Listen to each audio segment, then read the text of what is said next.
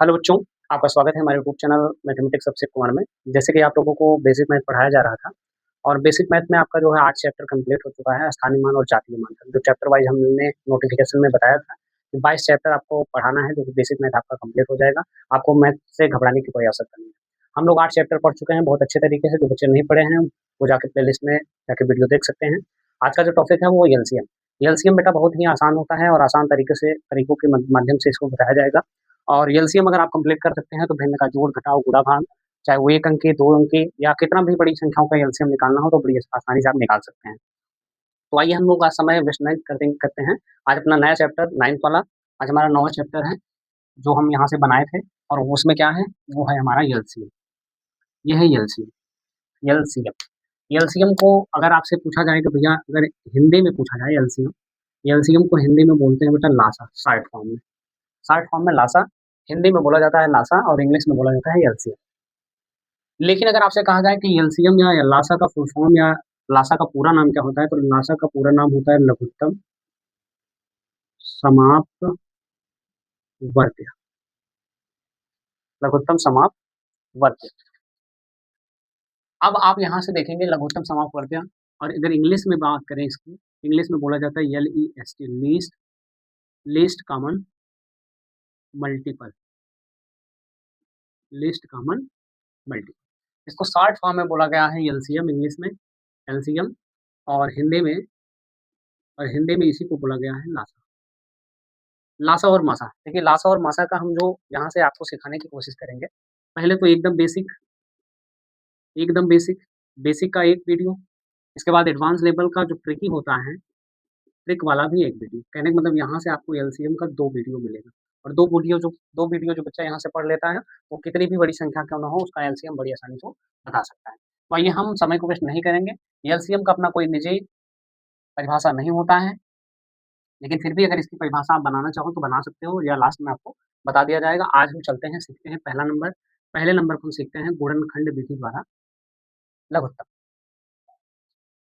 गुणनखंड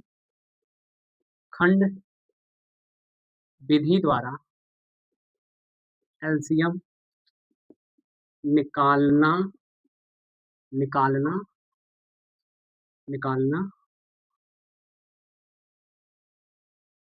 सीखें। निकालना सीखें। गुणनखंड विधि द्वारा एलसीएम निकालना सीखें। पहला जो बेसिक चीज है, सबसे पहले आपको जानना है कि गुणनखंड विधि द्वारा एलसीएम कैसे निकाला जाता है। सबसे पहला काम, जैसे मान लीजिए आपके सामने संख्या कोई भी हो, पहले हम छोटी संख्या से स्टार्ट करते हैं, जैसे 8 है और 16 का लासा आपसे पूछा है, वो भी किस विधि से, गुणनखंड विधि से। देखिए गुणनखंड विधि से और भाग विधि, देखिए 2 तरीके से आप लघुत्तम निकाल सकते हैं। एलसीएम 2 तरफ से निकल सकता है। एक तो निकल सकता है बाबू गुणनखंड विधि द्वारा, किससे निकलेगा, गुणनखंड विधि, और दूसरा है भाग विधि। और दोनों रूल इसी में पढ़ने वाले हैं हम लोग, और बड़ी आसानी से इसको समझेंगे। जैसे 8 और 16 का पहले हम गुणनखंड विधि से निकालते हैं। देखिए जब भी आपको गुणनखंड विधि अपनाना होगा तो दोनों को अलग-अलग निकालना होगा। ये जो सिंबल बन रहा है ये एलसीएम का सिंबल है। अब सबसे छोटी अभाज्य संख्या से इसको आपको काटना है, सबसे छोटी संख्या। और सबसे छोटी अभाज्य संख्या या सम संख्या बोला जाए तो देखिए सम संख्या सदैव सम संख्या से ही कटेगा और विषम संख्या सदैव विषम संख्या से कटेगी। इस बात को आप ध्यान में रखिए।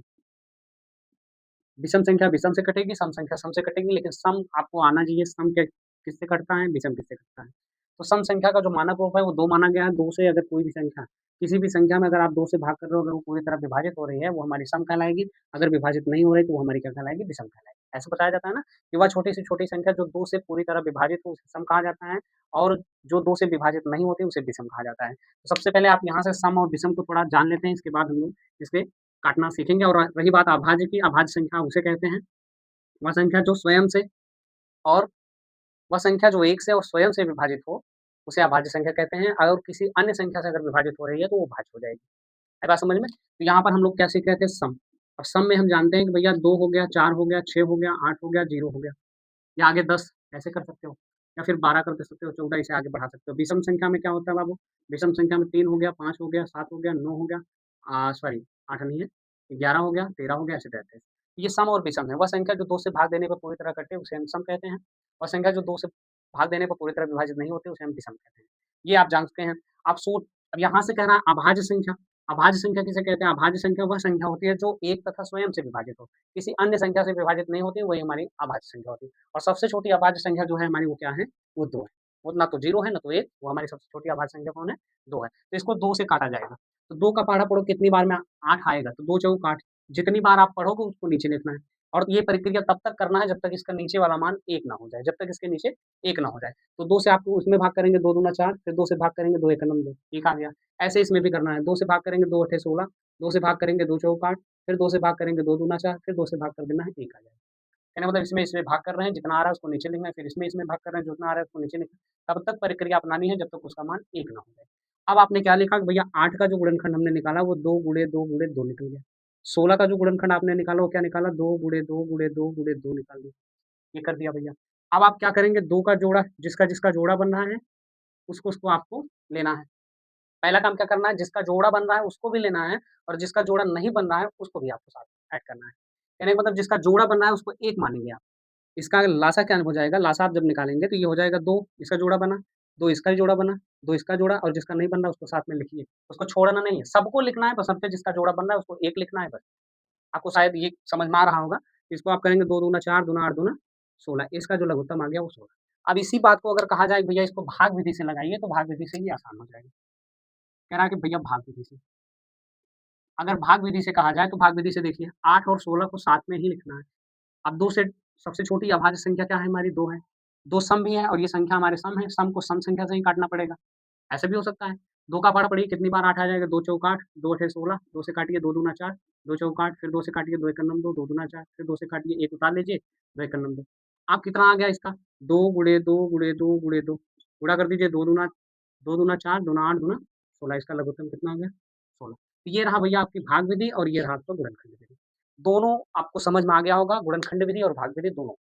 ये दोनों विधियाँ आपको समझ में आ गया होगा। इसी प्रकार से भैया गुणनखंड लगाया जाता है, गुणनखंड विधि से एलसीएम और ये भाग विधि से एलसीएम। एक सवाल और हम देखते हैं, इसके बाद जो है आपको ये समझ में आ गया होगा।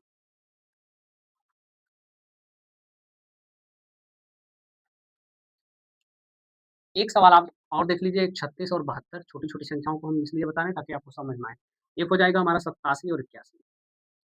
अब देखिए यहाँ पर आपने क्या देखा कि भैया अगर सम संख्या पहचानने की कोशिश करो, सम संख्या किसे कहते हैं? वह संख्या जो 2 से भाग देने पर पूरी तरह विभाजित हो। और 2 से कौन-सी संख्याएँ कटती हैं इसको भी आप जान लीजिए। वह संख्या 2 से कौन-कौन जिस किसी किसी भी संख्या का अगर इकाई का अंक 0 है, 2 है, 4 है, 6 है, 8 है। लो और भी ट्रिक इसमें समझ में आ गया। जिस भी किसी कोई भी अंक है अगर उस पीछे से इकाई का अंक पीछे से होता है। अगर इकाई का अंक 0 है, 2 है, 4 है, 6 है, 8 है तो वो संख्या हमारी किससे कटेगी? 2। और सबसे छोटी अभाज्य संख्या जो होती है वो हमारी 2 होती है, और सबसे पहले 2 से ही आप काटोगे। अगर सम संख्या है तो। और विषम संख्या की बात करें तो सबसे पहले हम 3 से स्टार्ट करते हैं, क्योंकि विषम संख्या अगर बात करें तो सबसे छोटी संख्या अगर विषम में माना जाता है तो 3 को माना जाता है, 3 से इसलिए इसको काटेंगे। तो देखिए, एक को बताते हैं हम गुणनखंड विधि से, एक को बताएँगे भाग विधि से। देखिए, इसको हम बताते हैं 36, 36 का अगर आप निकालेंगे 2 से काटेंगे, 2 एकम 2, पहाड़ा पढ़िए ताकि 3 से ज़्यादा ना हो। 2 एकम 2, 1 बचा है, 1 चला गया, 6 के पास हो गया 16, 2 अठे 16, 2 से काट दीजिए भैया, 2 नवा 18। अब 2 से कटेगा नहीं, अब आपको 3 से काटना है, 3 त्रिक का 9, 3 एकम 3 हो जाएगा। ये कट गया बाबू। अब ये 72 को निकालना है ऐसे, 72 का निकालेंगे, 2 का पहाड़ा पढ़िए ताकि जो है 7 से ज़्यादा ना हो, 2 तिहाई 6, 1 बचेगा, 2 छक 12, फिर 2 का पहाड़ा पढ़िए, 2 एकम 2, 1 बचा, 2 नवा सॉरी 2 अठे 16। अब फिर से काट दीजिए, 2 नवा 18, फिर 3 से काटिए, 3 त्रिक का 9, फिर 3 एकम 3। अब इसका आंसर जब भी आपको लिखना है तो 36 लिखेंगे, 36 का गुणनखंड क्या आया है? 2 गुणे 2 गुणे 3 गुणे 3। इसका क्या आया है? 72 का, 72 का आया है बाबू 2 गुणे 2 गुणे 2 गुणे 3 गुणे 3। अब इसमें जोड़ा बनाइए, और जोड़ा जितनी संख्याओं का बन रहा है उसका उसको भी साथ में लिखना है, और जिसका नहीं बन रहा है उसका भी लिखना है। अगर जोड़ा बनेगा तो 1 लिखना है, और जोड़ा नहीं बन रहा है जिस संख्या का उसको भी साथ में लिखना है। अब यहाँ पर आप जोड़ा बनाइए, जोड़ा बनाएँगे गुणनखंड विधि में तो 2 का जोड़ा बन रहा है, इस 2 का जोड़ा बन रहा है, ये 3 का जोड़ा बन रहा है, इस 3 का जोड़ा बन रहा है, लेकिन 1 2 का जोड़ा नहीं बन रहा है। तो सबसे पहले आप लिखेंगे 2 गुणे, देख रहे हैं, दिख रहा है कि नहीं वीडियो? वीडियो में दिख रहा है? हाँ, दिख रहा है। 2 गुणे 2 गुणे 1 2 बचा है उसको पहले लिख दीजिए, फिर 3 गुणे 3। अब गुणा कर दीजिए। गुणा कैसे करना है? 2 दूना 4, 4 दूना 8, 8 त्रिक 24, 24 तियाँ होता है बेटा 72। ये रहा आपका आंसर। 24 तियाँ 3 चौक 12, 3 दूनी 6, एक 7। अब इसको हम लगाते हैं भाग विधि द्वारा। किस विधि द्वारा? भाग विधि द्वारा। अब भाग विधि से जब इसको लगाएँगे तो देखिए, क्या करना है? दोनों को साथ में लिखना है, 27 और 81 को। 3 का पहाड़ा पढ़िए, 3 नवा हो जाएगा 27, कामा लगाइए, 3 का पहाड़ा पढ़िए 3, इसलिए देखिए विषम संख्या का स्टार्टिंग जब भी आपको करना है सबसे पहले संख्याओं को 3 से चेक कर लीजिए। 3 से अगर नहीं कट रहा है तब आपको आगे बढ़ना है 5 से, फिर 7 से, फिर 9 से, फिर 11 से ऐसे बढ़ते हुए आगे चला जाना है। लेकिन सम में क्या होता है, सम डिजिट में जो संख्या 4 से कटेगी वो 2 से भी कटेगी, जो 6 से कटेगी वो 2 से वो भी कटेगी, क्योंकि 2 तिहाई होता है, 2 से 6 कट रहा है तो हो सकता है एक आध बार वो कटे, इसलिए सबसे पहले 2 से ही काटा जाता है। इसमें देखिए आप 3 का पहाड़ा पढ़िए, 8 से ज़्यादा ना हो, 3 दूना 6, 2 बचेगा, 1 के पास चला गया 21 हो गया, तो 3 सत्ते 21 हो जाएगा, फिर 3 से काटिए, 3 तिरिक्का 9, 3 नौ 27, फिर 3 से काटिए, 3 एकम 3, 3 तिरिक्का 9, फिर 3 से काट लीजिए 3, 3 एकम 3। अब तब तक ये प्रक्रिया करना है जब तक इसके नीचे एक ना हो जाए। इस बात को आप ध्यान दीजिए। इसका आंसर या लासा जब आप लिखेंगे, एलसीएम इसका लासा जब लिखेंगे तो आप क्या लिखेंगे 3 गुणे 3 गुणे 3 गुणे 3। गुणा कैसे करना? 3 त्रिक 9, 9 त्रिक 27, 27 त्रिक 81 हो जाएगा। ये रहा आपका एलसीएम। तो बेटा आपको ये समझ में आ गया होगा कि गुणनखंड विधि और भाग विधि से एलसीएम कैसे निकाला जाता है। तो ये बच्चों की तरह आपको छोटा-छोटा चीज़ बताया गया। अब अगले वाले वीडियो में जो है कुछ ट्रिक के माध्यम से एलसीएम बताया जाएगा और वो तरीका अगर आप अपनाते हैं तो बड़ी आसानी से एलसीएम को आप समझ सकते हैं। ये भी तरीका अच्छा है, ये शुरुआती लेवल है। कहते हैं कि बेस मजबूत रहेगा तो एडवांस लेवल आपको अवश्य मजबूत होना ही होना है। अगर आपका बेसिक मजबूत है तो एडवांस मजबूत हो जाएगा। इस बात को आपको क्लियर हो गया होगा, आप इतनी बातें क्लियर कर चुके हैं, तो अगर वीडियो पसंद आए तो वीडियो को लाइक कीजिए, शेयर कीजिए और चैनल पर नए हैं तो चैनल को सब्सक्राइब कीजिए। धन्यवाद।